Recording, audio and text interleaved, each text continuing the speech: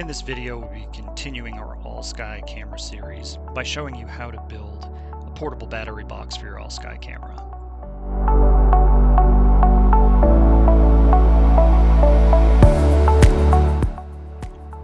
When we ended the previous video, we'd completed building our Raspberry Pi and installing the Allsky software on it. This is the rough setup of the original components. You can see we have a Pi 4 at the bottom being powered by a 5-volt USB battery pack. The Raspberry Pi is connected via USB to a ZWO ASI camera with a large fisheye lens attached, all sitting on top of a low-end and expensive camera tripod. So remember, I started this project because I had a camera I only use once in a while for planetary imaging that doesn't get consistent use, and I wanted to find a way to get more value from that camera over time rather than it just sitting there. Here's what we're going to build to make this Allsky camera clean and portable. I'm going to take you through the thought process, components, tools required, and how to build it more or less step by step. One thing to keep in mind throughout this video, though, is that your build may vary based on the components you choose to use to meet your own needs.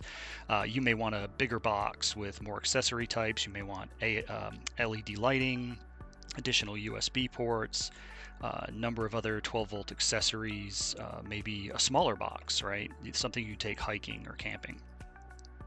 So let's go through the components first. First thing you're going to need is a box that you can use as the base. It needs to be sturdy, but made of a material we can cut and drill.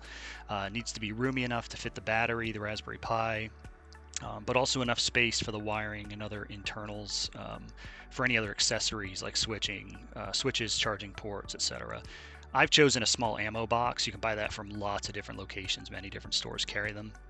I'm going to place links to all of the components that I use and all of the tools in the video. I'm going to place that all in the description. So, of course, the first thing you're going to need besides the box is the Raspberry Pi, a camera, and a lens that's going to work for this purpose, like a fisheye, and of course a USB cable to attach them. You're also going to need a battery to power it all. The Raspberry Pi is a 5-volt device, and while you can run that off a battery pack, I find I can get a lot more power, longer run duration, and run it much more reliably over time using a good 12-volt like AGM type battery.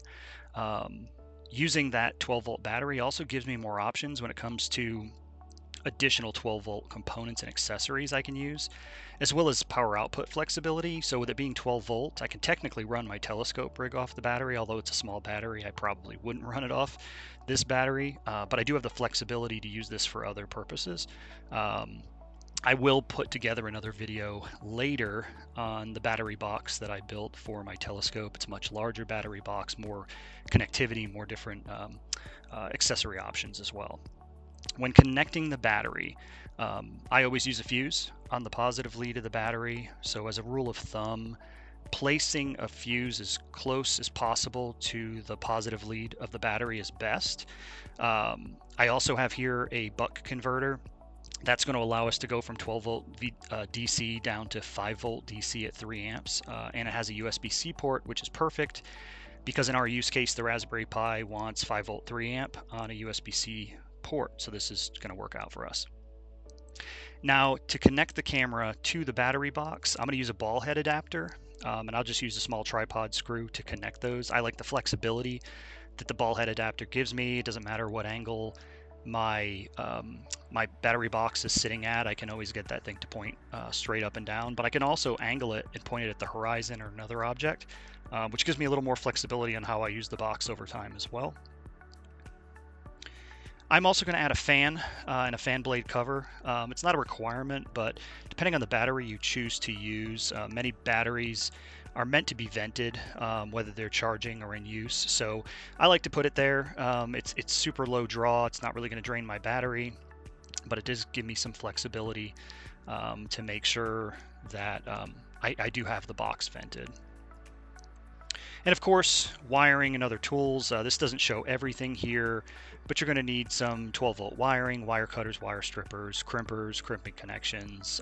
You'll need a drill, various drill bits, a cutter of some sort. I'm going to put, again, links in the description so that you can easily find all of these items. So now let's have a look at our box, and remember your box is likely to be a little bit different depending on which box you get, but I want to talk you through the process so you can make decisions that may be necessary based on the box you buy. On the left we see the inside of the box. Make sure it has plenty of room. We have to fit the Raspberry Pi as well as the battery, and we need additional space as well above the battery to fit anything that may protrude downward or inward from the sides depending on the accessories we put in. So make sure you have room not just for those components but for anything else that's going to be in there. Looking at the lid on the right, we do have a little depth in the lid, which is perfect. We'll be able to put some components up there. Things won't stick down too far, and we can also use some of those support plastic pieces to run our wiring and keep everything neat inside the box. So again, plan for the room you need inside the box, the room you need inside the lid, and make sure everything is going to fit. You will have to remove some of that support structure in order to fit some of your components. That's fine. We can cut those pieces out, but do consider, based on what you're going to need to remove, will it still be sturdy? You really shouldn't have a problem. Most of these boxes have tons of support structure, and we should be okay to take some of that out without a problem. Also, when you're looking at the lid, I like to flip it back and forth and think about really how things are going to connect. So as an example, looking at this lid here on the right, on the left side of that lid, there's a nice flat space, which looks like a perfect place to mount some components. However, it's actually a place we can't use. It's where the folding handle fits in place. So again, flipping it back and forth lets me get a better feel for how we're going to connect everything, where it's going to seat, and whether or not we have room in the box. Now we need a wiring diagram. So even though it's a pretty basic box, I do suggest you create a rough wiring diagram. It's worth some pre-planning. So let's work backwards from this diagram. So starting at the bottom, we have the Pi 4 and the USB camera all connected back to the system via USB-C to the buck converter. The buck converter, again, is going to give us 5 volt 3 amp power we need. And on the other side of the buck converter, we have a positive red and a negative black wire. That's the 12 volt side of the device. We're going to connect those wires and join those wires to the corresponding red and black wires of the 12 volt fan, as well as the positive and negative leads of the power meter. That power meter I'm going to use has USB ports as well. So we're going to join that all together. From there, we're going to go to our switch. Now, we could talk about switches for a while. You may use a simple on and off switch, typically called a single pole, single throw switch, or SPST switch. I'm instead going to use a dual pole, dual throw, DPDT switch. This gives me a little more flexibility for my use case. So what that allows me to do is connect two different loads. So basically I have an off position that the battery connects to, and then I have two separate on positions, and I can only be in one on position at a time. So this will allow me to throw the switch in one on position, which will power my Allsky camera and the fan, etc., or throw it into the second on switch, which will connect my charging port. This gives me a little bit, again, more flexibility to eventually run this box completely sealed, where I never have to open it even to charge it, and I can simply flip my switching port to enable the charging capability or the Allsky capability. So now let's go back to the box and lid briefly, so you can mentally lay it out. How's it all going to fit, where the wires are going to go? Again, so think about that diagram and think about where the components are going to go. And once you've sort of sorted that out in your mind, you can move on. So first thing we're going to do here is connect the ball head adapter for the camera. This one's pretty easy. This particular ball head adapter, you can see has an adapter in the top here. I've screwed out a little bit. It'll either take a 1/4 inch tripod mount or a 3/8 inch tripod mount. I'm going to take the 1/4 out and use a 3/8 inch. I think that gives me a little bit more of a sturdy connection to the box. I'm going to go ahead and look at it now and test that adapter connector that I have, and we can see that the 3/8 fits fine. So now we can go ahead and install it. To install this in the box, I'm actually going to have to remove some of the plastic support in the box. So to do that, I just use my cutters. I clip both ends, and then I make a few clips along the middle of the support, and it's as easy as just pushing it over at that point. The support plastic tends to be pretty brittle in most of these boxes, so once you cut out the section, you can break it down, and now I'm wide open with plenty of room. At that point, I just drill a 3/8 inch hole, insert the screw head from the inside to the outside, and then now we can attach the ball head adapter. You can see we screwed it in, so now it's seated nice and securely on the outside of the box. Now at this point, we're going to be able to attach our camera to the ball head adapter. I won't do it just yet, but when that camera is attached, I'm going to need a USB cable between the camera and inside the box. We're going to need to connect that camera back into the Pi, right? The Pi 4. So in order to do that, I'm just going to notch out near my hinge the box a little bit so I can run a nice short sturdy USB cable. Now with the ball head in place and the USB cable run, I'm going to look at the rest of my lid and try to figure out where my power meter and my switch is going to go. And in order for this to work, I'm going to have to notch out some more of the support structure. So I go ahead and cut that out and then just press it over to snap it out, and you can see I've got a nice big opening here now. Don't worry about it being perfectly smooth. You could clean it up a little bit with a blade or something if you wanted, but for our purpose this is going to work fine. Again, this is the inside of the box. So with that plastic removed, I can now drill the appropriately sized hole for the power meter. Don't make that hole too big. There's no going back, right? You can always make a hole bigger, but you can't make one smaller. I prefer to use a stepper drill bit for this type of work. I'm going to put that in the components list, and I'll actually show you an example of that here shortly when we get to the fan installation. So once that's pushed in there and got the holes cut out properly, you can see what it looks like from the outside of the box. We've got the power meter in place, and there are 2 USB ports available on this as well. You can't see the power readout. You'll see it when we power it up here in a little bit. Now just to the side of that, we're going to go back inside the box and we're going to install our DP/DT switch. I needed a 1/2 inch hole for mine, so that's just as simple as lining up a hole and drilling a 1/2 inch hole and pushing it through and seating it in place. From the outside of the box, you can see this particular type of switch has an off position in the middle and then 2 on positions, either at the top or bottom. So now I want to get the fan in place, so I'm going to put the fan on the side of the box so we can vent it pretty easily. Again, this is optional, but a lot of batteries do like to breathe a little bit. For safety purposes, they can release some fumes when they're either charging or in use. So in order to cut this hole, I actually used the fan itself as a template. So I held the fan where I wanted it and drilled some pilot holes in the screw hole placement of the fan itself, and then when I removed that, I was able to drill the larger hole in the middle with that stepper drill bit. Here's examples of some stepper drill bits. Again, I'll put them in the comments, but the stepper drill bit gives me a lot of flexibility to cut a really easy, clean, circular hole of any size. You just have to be careful not to go too far. Again, once you've cut too much plastic, there's no going back. So once that hole's in place and everything's ready, I can put the fan blade cover on the outside and just thread the screws, the machine screws through for that, and then I can go inside the box and seat the fan on those machine screws and just tie it down in place with some nuts.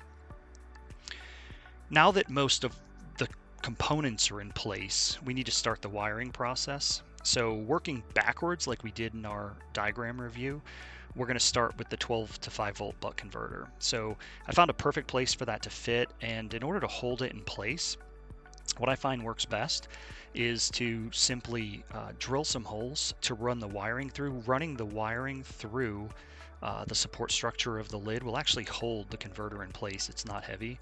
After drilling a couple holes for that, I decided to continue onward through the next structure, drill additional holes to pull it straight all the way through, and that also allowed me to run my fan wiring up through those same holes to hold it snugly in place as well.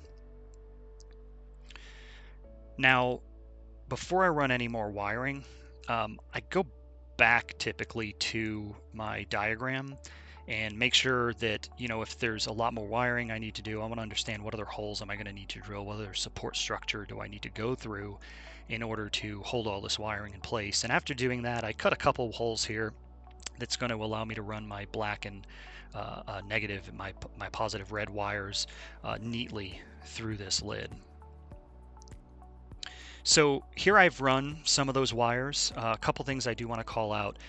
You see the fan wiring, the smaller wiring that's run through. I did clip the end of that, and I cut the buck converter positive and negative to the same length, and I joined them in the same end of crimp connector. So I've got the two blacks together in a crimp connector and the two positives in a crimp connector.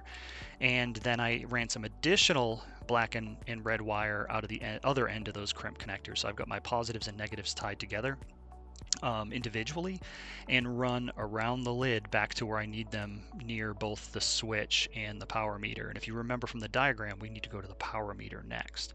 So here I'm going to go to the power meter, and when I go in the power meter, if you remember, I wanted to join from the power meter.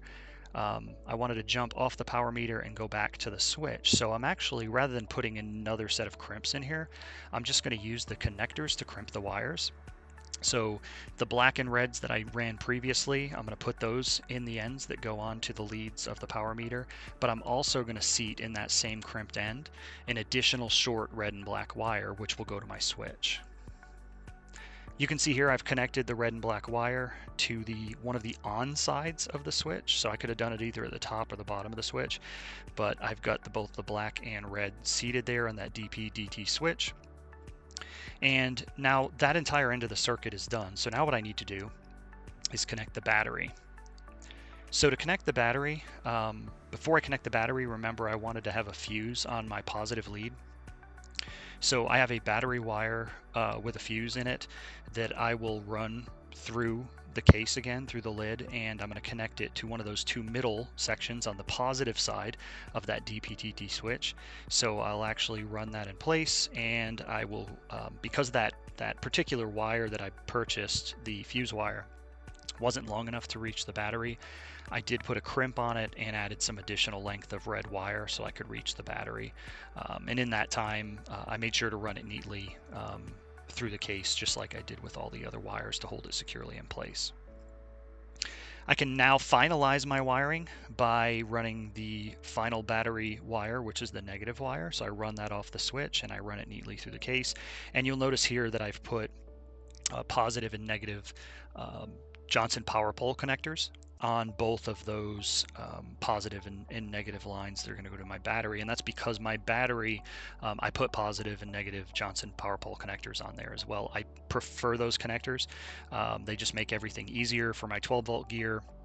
Plus, all of my telescope equipment has been converted to use power pole connectors, which means I can interchangeably use any of this equipment, plug this particular setup directly into my 12-volt power supply that's an AC/DC power supply, or plug it into a larger 12-volt battery, or plug it into this other 12-volt battery I have in this box. But I have multiple 12-volt setups that can connect to each other quite easily. And here's the outside of the box. Now that we have closed the lid and powered it on and connected it to the battery, everything's working. So let's go ahead and take a look at it running and cover some last-minute odds and ends to get you moving on your own project. All right, so we're going to give it a shot here. So first things first, we have got to connect the battery. Can you do that? All right, I've got a battery connected. You see, it's just the way we left it. I'll go ahead and take the cap off. Go ahead and switch it on. This comes right up, showing us the voltage. Of course, these are USB ports. We're not going to need those right now. And just leave this right here for a second. And give it a second, we'll go into the app. So logging into the app is pretty easy. I just go to pysky.local. And remember, the username is admin in the GUI and the password is secret. Once we're logged in, this is my iPhone, but it looks not much different than it did in the first video. We can see we're getting images back already live, and that everything appears to be fully functional.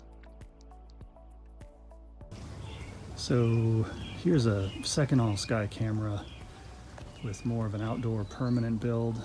This is just some PVC that's been pieced together.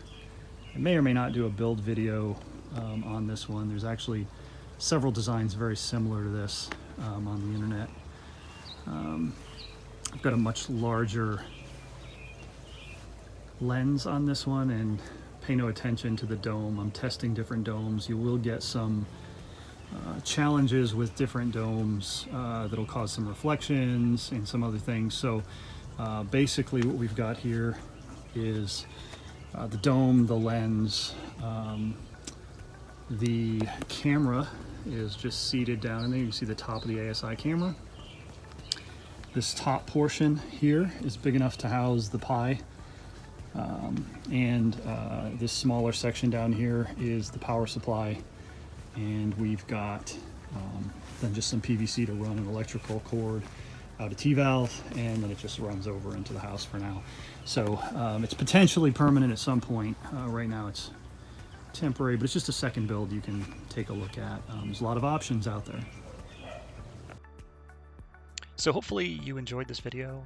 I'd love to hear how your own project goes. I'd love to see if you have any thoughts about this video. Please subscribe. I'd love to have you follow along as I continue to make additional videos, both about my imaging and other projects I have related to astrophotography.